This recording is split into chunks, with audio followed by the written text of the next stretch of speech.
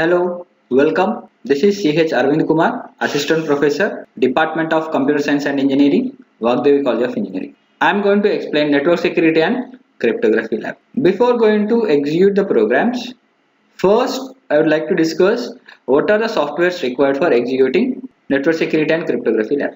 In Network Security and Cryptography Lab, all experiments are developed by using socket programming in C language.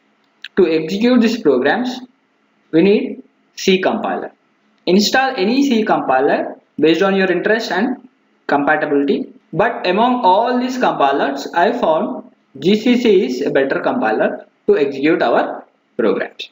To install GCC in Windows environment, follow these particular steps.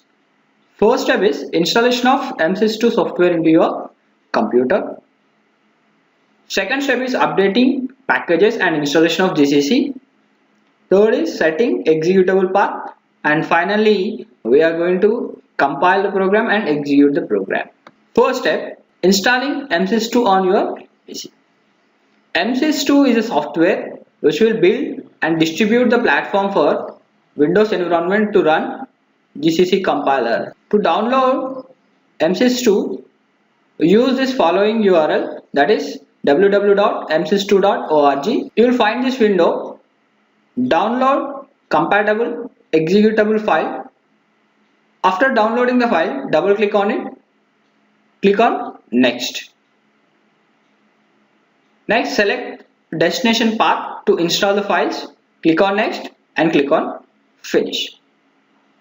Now your MSys2 installation is finished. You will find this command prompt, MSys2 command prompt.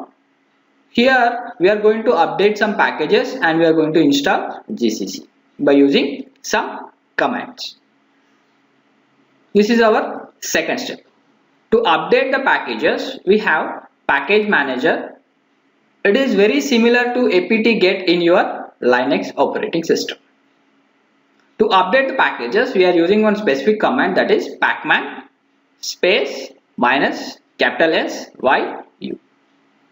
System utilities. It will update the packages. Next, we are going to install GCC and we are going to install some usable 53 development tools into MSys2 software. For that, we are following these commands, that is install make autoconf etc to the destination folder, then pacman minus capital S base minus develop GCC with CMake. To update 53 useful development tools, we are following this particular command, that is pacman minus S base develop. To install GCC, we are going to use this command pacman minus S GCC.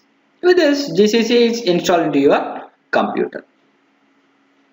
After installing GCC, we are going to set executable path to run GCC into your command prompt. We have to set these two paths into your environment variable paths. To set the path, first search advanced system settings. In the advanced system settings, select environment variable.